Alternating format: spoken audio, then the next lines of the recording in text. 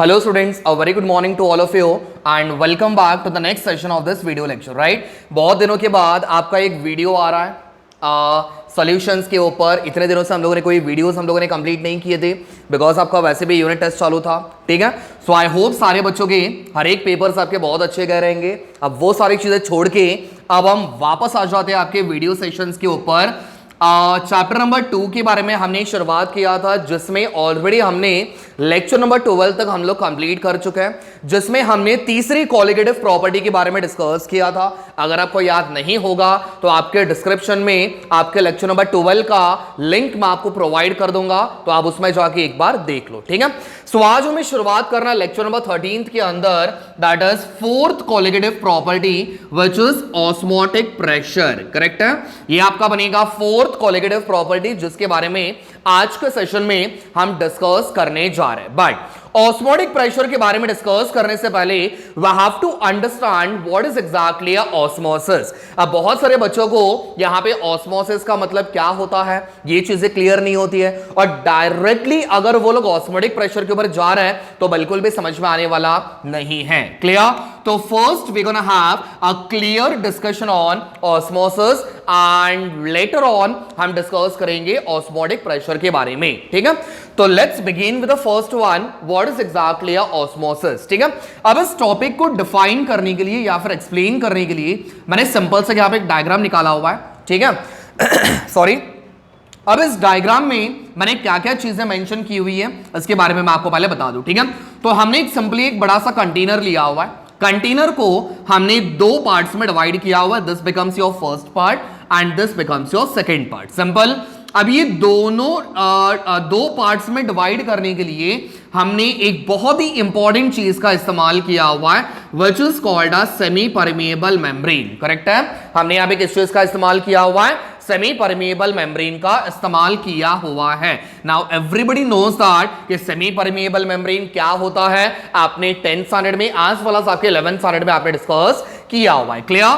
तो मैं वापस एक बार आपको बता दूं, सेमी परमेएबल मेम्ब्रेन इसका मतलब केमिस्ट्री के लैंग्वेज में जब आप इसके बारे में पढ़ते हो तो यहां पे आपको याद रखना है, semi permeable membrane is nothing but a kind of a membrane जो क्या करेगा, सिर्फ आपके सॉल्वेंट को अलाउ करेगा पास होने के लिए।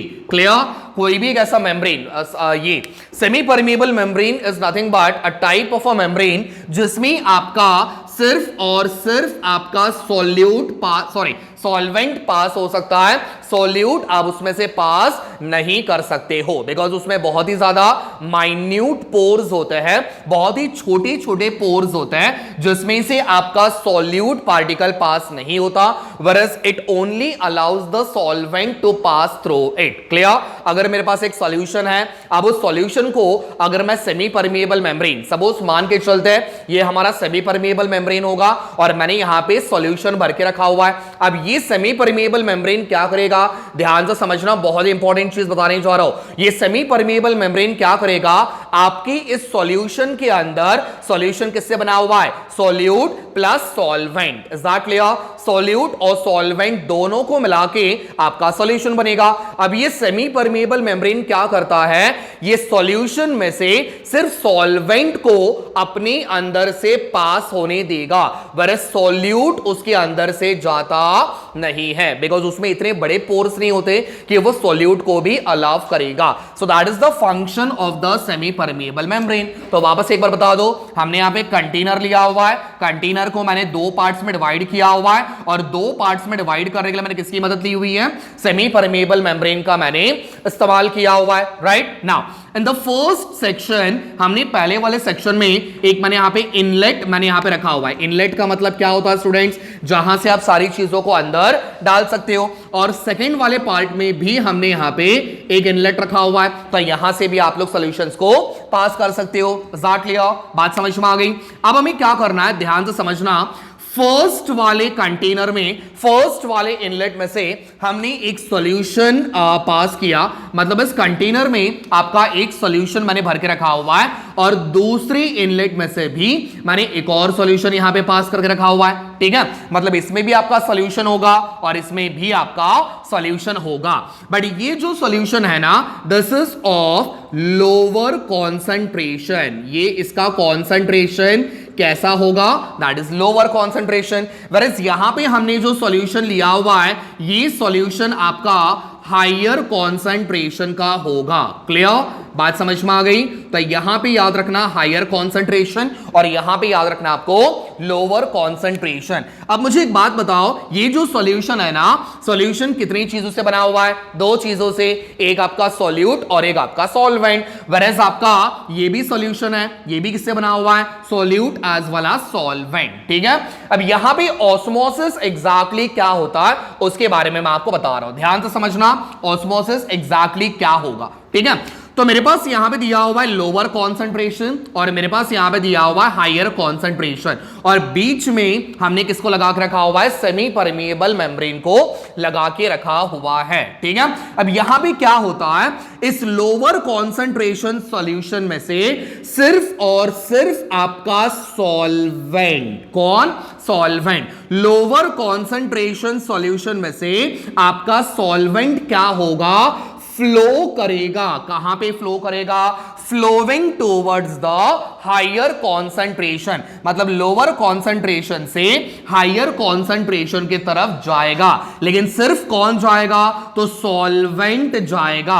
अच्छा, किसमें से जाएगा? तो आपका सेमी परमिएबल मेम्ब्रेन में से, समझा? तो ये जो सॉल्वेंट है, सॉल्वेंट कहां से निकल रहा है? लोअर कॉन्सेंट्रेशन सॉल्यूशन से। Is that clear? तो लोअर कॉन्सेंट्रेशन सॉल्यूशन से आपका सॉल्वेंट पास होगा into the higher concentration solution but through the semi-permeable membrane, right? So that is exactly what we called as osmosis. तो definition कैसे बनेगा students? यहां पे ध्यान देना, definition कैसे बनेगा osmosis का, ध्यान से देखना। The स्पॉन्टेनियस फ्लो ऑफ, ध्यान से समझना, हर एक वर्ड का मतलब मैं आपको बता रहा हूं। सबसे पहला वर्ड मैंने आपको बता दिया spontaneous, the spontaneous flow of, ध्यान से समझो, ठीक है। कौन फ्लो हो रहा है स्टूडेंट्स? तो यहां पे आपका solvent, the spontaneous flow of solvent, ठीक है। फ्रॉम, कहां से?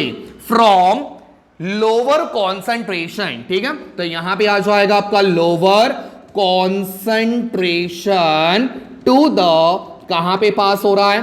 टू द हायर कॉन्सेंट्रेशन की तरफ। यहां से यहां पे जा रहा है ना, तो लोअर कॉन्सेंट्रेशन से हायर कॉन्सेंट्रेशन की तरफ जा रहा है, तो यहां पे आ जाएगा हायर कॉन्सेंट्रेशन, ठीक है।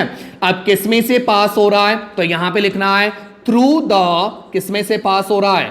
थ्रू द, बीच में क्या दिया हुआ है? सेमी परमिएबल मेम्ब्रेन, तो यहां पे आ जाएगा सेमी परमिएबल मेम्ब्रेन। देखो यहां पे इसके लिए एक वर्ड दिया हुआ है सेमी। सेमी का मतलब क्या होता है? सिर्फ वो सॉल्वेंट को अलाउ करेगा, सॉल्यूट को पास होने देता नहीं है, ठीक है।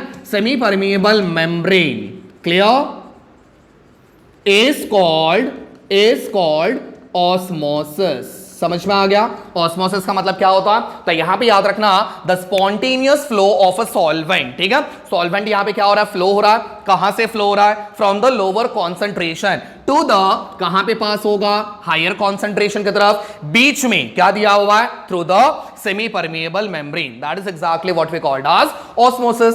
अब बहुत सारे बच्चों को यहां पे डाउट रहेगा, सर यहां पे एक और वर्ड दिया हुआ spontaneous. Now what is exactly a spontaneous? तो बेटा इसमें कोई डिफिकल्टीज वाली बात नहीं है, ठीक है। स्पॉन्टेनियस का मतलब क्या होता है? याद रखना, स्पॉन्टेनियस इज नथिंग बट जो प्रोसेस अपने आप में होता है, जिसे कंप्लीट करने के लिए कोई एक्सटर्नल फोर्स की जरूरत बिल्कुल नहीं होती। सपोज एक सिंपल से एग्जांपल ले लेते हैं। आप लोगों ने गर्म चाय का कप लिया हुआ है और उसको आपने आधे घंटे के लिए बाजू में रख दिया। अब मुझे बताओ, आपका जो चाय था वो पहले गर्म था, that was a hot body, correct है। तो मैं इसको नाम दे देता हूं, ये बन जाएगा आपका हॉट बॉडी, करेक्ट है, जो आपने गर्म चाय जो लिया हुआ है ये आपका हॉट बॉडी रहेगा, मान के चलता है, ठीक है। उसको 10 to 15 मिनट्स के लिए या फिर हाफ एन आवर के लिए आप लोगों ने उसको बाजू में रख दिया, और उसके बाद आपका जो हॉट बॉडी था वो किस में कन्वर्ट हो गया स्टूडेंट्स, अपने आप कोल्ड बॉडी में कन्वर्ट हुआ। आपने वहां पे बैठे बैठे कुछ किया हुआ है क्या? That is a natural process, इसमें आप कुछ नहीं कर रहे हो, ये प्रोसेस अपने आप हो रहा है, ठीक है ना। हॉट बॉडी आपका जो था, हॉट बॉडी आपका जो था ये किसमें कन्वर्ट हो गया? कोल्ड वाले बॉडी में कन्वर्ट हुआ। तो ये जो प्रोसेस था ये प्रोसेस नेचुरल प्रोसेस है, इसमें आपने कुछ किया हुआ नहीं है, एग्जैक्ट लिया। तो ये वाला जो प्रोसेस होगा that process is exactly what we called as spontaneous. बात समझ में आ गई? लेकिन मुझे बताना, अगर उसी कोल्ड बॉडी को, अब जो चाय आपकी ऑलरेडी ठंडी हो चुकी है, उसको अगर आपने वैसे ही बाजू में रख दिया तो बेटा वो अपने आप थोड़ा ना गर्म होने वाला है, बराबर। तो हॉट बॉडी कोल्ड बॉडी में अपने आप कन्वर्ट होगा, लेकिन अगर मुझे वापस इस कोल्ड बॉडी को हॉट बॉडी में कन्वर्ट करना है तो ये प्रोसेस नेचुरल नहीं होता। बात समझ में आ रही है? तो यहां पे आपको एक्सटर्नल फोर्स की जरूरत होती है। किसकी जरूरत होती है? एक्सटर्नल फोर्स की जरूरत होती है, और इसी वजह से इस वाले प्रोसेस को हम लोग क्या बोलते हैं? Non spontaneous process. क्या बोलेगा आप इसको? Non spontaneous process. क्लियर? समझ में आ गया? अब जैसा अगर आप देखोगे तो आपका पानी जो होता है वो झरने में आपका ऊपर से नीचे गिरेगा, करेक्ट है। वाटरफॉल जो आप लोगों ने देखा हुआ रहेगा, फिर डैम में जो आप लोग देखते हो तो पानी कहां से कहां पे आ रहा है? ऊपर से नीचे की तरफ आ रहा है, एग्जैक्टली। तो यहां पे क्या हो रहा है, जब आपका पानी ऊपर से नीचे की तरफ आ रहा है तो that is a spontaneous process, आप कुछ नहीं कर रहे हो, that is a natural thing. But वही अगर आप पानी को नीचे से ऊपर लेके जाने की कोशिश करोगे तो is it a natural process? ये अपने आप होगा क्या? नहीं। तो यहां पे आपको एक्सटर्नल प्रेशर या फिर एक्सटर्नल फोर्स आपको अप्लाई करना होता है, so that becomes a non spontaneous process, ठीक है। तो ये जो प्रोसेस होता है, ये जो आपका प्रोसेस होगा, पॉज कर दीजिए, ओके। तो ये था आपका स्पॉन्टेनियस प्रोसेस के बारे में, मैंने आपको दोनों पे बता दिया, spontaneous as well as non spontaneous. तो ये वाला जो प्रोसेस होता है ये कौन सा होगा? That is a spontaneous process, ठीक है। लोअर कॉन्सेंट्रेशन से हायर कॉन्सेंट्रेशन की तरफ जाएगा, कौन? Solvent through the semi permeable membrane. Clear? समझ में आ गया? अब ये तो बात हो गई आपके ऑस्मोसिस के बारे में, ठीक है। ये मैंने किसके बारे में बता दिया? ऑस्मोसिस के बारे में बता। Now what is exactly osmotic pressure? अब ऑस्मोटिक प्रेशर का मतलब क्या होता है, अब इसके बारे में हम लोग समझेंगे, ठीक है। फटाफट एक काम कर लो, ये वाला डेफिनेशन यहां पे कॉपी कर लो, ये मैं रफ करने वाला हूं, फिर उसके बाद हम लोग ऑस्मोटिक प्रेशर के बारे में डिस्कस करते हैं, ठीक है। ओके, तो अब हम डिस्कस करेंगे ऑस्मोटिक प्रेशर एग्जैक्टली क्या होता है। आई होप सारे बच्चों को ऑस्मोसिस के बारे में क्लियरली समझ में आ गया होगा, ठीक है ना। What is exactly osmotic pressure? ध्यान से समझना, पहले डेफिनेशन में आपको बता दो, द प्रेशर, ठीक है ना, the pressure which is applied, the pressure which is applied to stop the process of osmosis, ठीक है ना। The pressure which is applied to stop the process of osmosis. So इस प्रेशर को हम लोग क्या बोलेंगे? ऑस्मोटिक प्रेशर बोलते हैं, या फिर आप यहां पे एक और वर्ड इस्तेमाल कर सकते हो, ठीक है, हाइड्रोस्टैटिक प्रेशर। यहां पे एक और वर्ड आप इस्तेमाल कर सकते हो, हाइड्रोस्टैटिक प्रेशर। ये वर्ड आपके टेक्स्ट बुक में दिया हुआ है, that doesn't make any difference. Hydrostatic pressure अगर आप लिखते हो तो भी चलेगा, या फिर अगर आप प्रेशर लिखोगे तो भी चलेगा। तो एक ऐसा नॉमिनल अमाउंट ऑफ प्रेशर या फिर एक सर्टेन अमाउंट ऑफ प्रेशर जब आप अप्लाई करते हो, किस चीज के लिए? ऑस्मोसिस प्रोसेस को स्टॉप करने के लिए। अभी मैंने आपको बताया था ऑस्मोसिस का मतलब क्या होता है, ठीक है। The flow of a solvent from lower concentration to the higher concentration. Solvent कहां से कहां पे जा रहा है? लोअर से हायर पे जा रहा है, ठीक है। अब लोअर से हायर जाते समय बीच में क्या पड़ रहा है उसको? Semi permeable membrane. जब आपका सॉल्वेंट यहां से यहां पे जाएगा तो यहां से एक अपोजिट प्रेशर अप्लाई कर रहा है, यहां से एक अपोजिट प्रेशर अप्लाई कर रहा है, कौन? Higher concentration of the solution. Clear?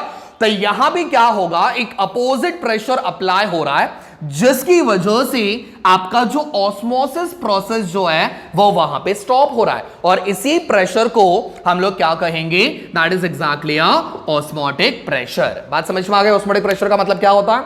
एक ऐसा नॉमिनल अमाउंट ऑफ प्रेशर जो आपके ऑस्मोसिस प्रोसेस को स्टॉप करने में मदद करेगा। That is exactly osmotic pressure. तो मैंने आपको सेमी परमिएबल मेम्ब्रेन के बारे में बता दिया, मैंने आपको ऑस्मोसिस के बारे में क्लियर करवा दिया, और लास्ट वन ऑस्मोटिक प्रेशर के बारे में आज हमने कंप्लीट किया। ठीक है, अब हमें डिस्कस करना है टाइप्स ऑफ सॉल्यूशंस के अंदर। ठीक है, टाइप्स ऑफ ऑस्मोटिक प्रेशर के अंदर हमें डिस्कस करना है 3 टाइप्स के बारे में।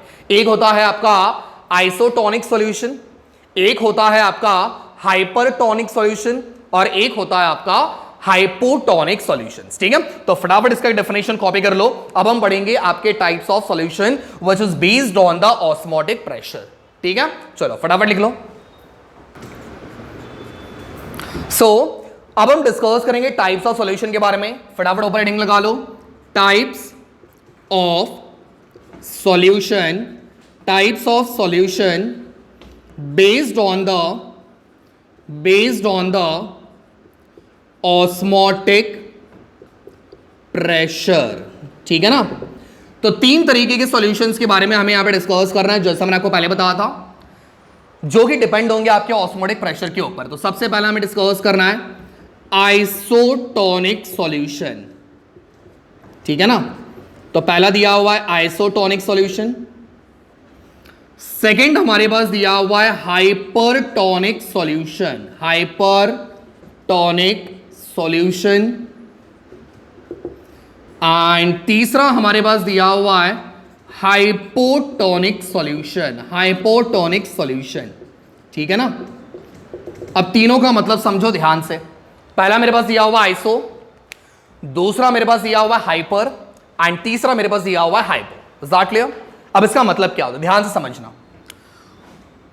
2 or more solutions, 2 or more solutions, ठीक है, 2 या 2 से ज्यादा सॉल्यूशंस having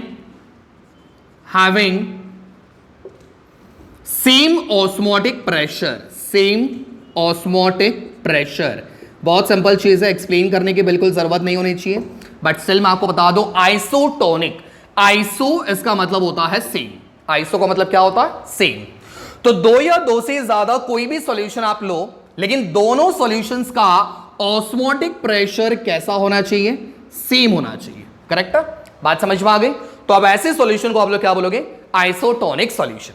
से फॉर एग्जांपल के तौर पे मैंने यहां पे लिया हुआ है 0.1 मोलार, 0.1 मोलार मैंने यहां पे लिया हुआ है सुक्रोज। ठीक है, पहला एग्जांपल। दूसरा एग्जांपल मैंने लिया हुआ है 0.1 मोलार ग्लूकोज। ठीक है, मैंने 2 सॉल्यूशंस लिए हुए। पहला सॉल्यूशन कौन सा लिया हुआ है, 0.1 मोलार, इसको क्या पढ़ोगे, मोलार सुक्रोज, और दूसरा सॉल्यूशन मैंने कौन सा लिया हुआ है, 0.1 मोलार ग्लूकोज। ठीक है, अब मुझे बताओ सॉल्यूशंस तो आपके दोनों डिफरेंट है, यस और नो? पहला सॉल्यूशन लिया हुआ है सुक्रोज, दूसरा सॉल्यूशन हमने लिया हुआ है ग्लूकोज, लेकिन दोनों सॉल्यूशंस डिफरेंट होने के बावजूद भी उसके कॉन्सेंट्रेशन देखो सेम है ना, 0.1 मोलार दोनों सेम है। तो जब दोनों का कॉन्सेंट्रेशन सेम होता है, भले ही आपका सॉल्यूशन कोई भी होने दो, मैंने आपको पहले बोला था 2 या 2 से ज्यादा कोई भी डिफरेंट आप सॉल्यूशन लो, उससे फर्क नहीं पड़ता। फर्क कहां पे पड़ेगा, तो दोनों की ऑस्मोटिक प्रेशर सेम होने चाहिए। ठीक है, अब ऑस्मोटिक प्रेशर सेम कब होगा, जब दोनों का कॉन्सेंट्रेशन सेम होना चाहिए। Is that clear? बात समझ में आ गई? तो दोनों का कॉन्सेंट्रेशन सेम हुआ, इसका मतलब ऑस्मोटिक प्रेशर भी सेम होगा। तो यहां पे दिया हुआ है 0.1, यहां पे भी दिया हुआ है 0.1, व्हिच मीन्स कि दोनों का कॉन्सेंट्रेशन सेम है, और अगर दोनों का कॉन्सेंट्रेशन सेम आ रहा है तो इसका मतलब उसका ऑस्मोटिक प्रेशर भी सेम होगा। तो ये दोनों सॉल्यूशंस आपके कौन से सॉल्यूशंस होंगे, आइसोटोनिक सॉल्यूशंस होंगे। Is that clear? चलो moving on to the next one, hypertonic solution. Now what is hypertonic solution? तो यहां पे याद रखना, द सॉल्यूशन, जब आप 2 या 2 से ज्यादा सॉल्यूशन लेते हो, ठीक है, आपने कंसीडर करो 2 सॉल्यूशन लिया हुआ है, उसमें से the solution having more osmotic pressure, या फिर मोर की जगह पे एक प्रॉपर वर्ड इस्तेमाल कर लेते हैं, हायर। ठीक है, that will be much more better. The solutions having higher osmotic pressure than the next solution, या फिर अनदर सॉल्यूशन। ठीक है, दोनों सॉल्यूशन में से जिस सॉल्यूशन का सबसे ज्यादा हायर ऑस्मोटिक प्रेशर होगा, बात समझ में आ रही है मैं क्या बोल रहा हूं? मैंने दो सॉल्यूशन लिया हुआ है, सपोज मान के चलते ये मेरा बनेगा पहला सॉल्यूशन, ये बनेगा दूसरा सॉल्यूशन। पहले वाले सॉल्यूशन का कॉन्सेंट्रेशन लोअर है, दूसरे वाले का हायर है, बराबर। अब दोनों में से हायर कौन सा लोअर कौन सा, तो लेफ्ट वाला बनेगा लोअर और राइट वाला बनेगा हायर, करेक्ट है। तो हाइपरटोनिक आप किसको बोलोगे? वो सॉल्यूशन जिसका ऑस्मोटिक प्रेशर ज्यादा होगा। तो ऑस्मोटिक प्रेशर ज्यादा किसका होगा? जिसका कॉन्सेंट्रेशन ज्यादा है। तो ये हायर कॉन्सेंट्रेशन था तो इसका ऑस्मोटिक प्रेशर ज्यादा होगा, वेयर इसका कॉन्सेंट्रेशन लोअर है तो इसका ऑस्मोटिक प्रेशर कम होगा, ठीक है। सिमिलर एग्जांपल आप यहां पे देख सकते हो। अगर मैं आप एक सिंपल से एग्जांपल ले लूं, मान के चलते मैंने यहां पे लिया हुआ है 0.1 मोलार सुक्रोज, मैंने यहां पे लिया हुआ है 0.1 मोलार सुक्रोज और मैंने इमीडिएटली नीचे लिया हुआ है 0.01 मोलार ग्लूकोज, करेक्ट है। बात समझ में आ गई? यहां पे दिया हुआ है 0.1, यहां पे दिया हुआ है 0.01। जाहिर सी बात है दोनों में से कॉन्सेंट्रेशन ज्यादा किसका है? पहले वाले का कॉन्सेंट्रेशन हायर और दूसरे वाले का कॉन्सेंट्रेशन लोअर, ठीक है। तो जिसका कॉन्सेंट्रेशन हायर होगा उसका ऑस्मोटिक प्रेशर भी कैसा बनेगा? हायर बनेगा और ये बन जाएगा हमारा हाइपरटोनिक सॉल्यूशन। अच्छा सर हाइपरटोनिक तो समझ में आ गया, अब दूसरे वाले का क्या होगा? जिसका कॉन्सेंट्रेशन लोअर है। जिसका कॉन्सेंट्रेशन लोअर होता है बेटा उसका ऑस्मोटिक प्रेशर भी कैसा बनेगा? लोअर बनेगा और वो सॉल्यूशंस को हम लोग क्या बोलेंगे? Hypotonic solution. तो डेफिनेशन क्या बोल रहा है? द सॉल्यूशन हैविंग लोअर, ठीक है, lower osmotic pressure than the next या फिर अनदर सॉल्यूशन। तो यहां पे सेकंड वाला जो रहेगा ना ये बन जाएगा आपका हाइपोटोनिक सॉल्यूशन। क्लियर? समझ में आ गया? तो आज का सेशन में हम लोग यहां पे वाइंड अप कर लेंगे। तो आज हमने 3 टॉपिक्स के बारे में कंप्लीट कर लिया, एक आपका ऑस्मोसिस के बारे में, एक आपका ऑस्मोटिक प्रेशर के बारे में एंड फाइनली हम लोगों ने कंप्लीट किया types of solution based on the osmotic pressure, ठीक है। सो आई होप सारे बच्चों को क्लियर हो गया रहेगा। नेक्स्ट वाले सेशन में एक बहुत ही इंपॉर्टेंट डेरिवेशन के बारे में हमें सॉल्व करना है which is again a very important thing, ठीक है। Thank you so much, stay tune for the next video.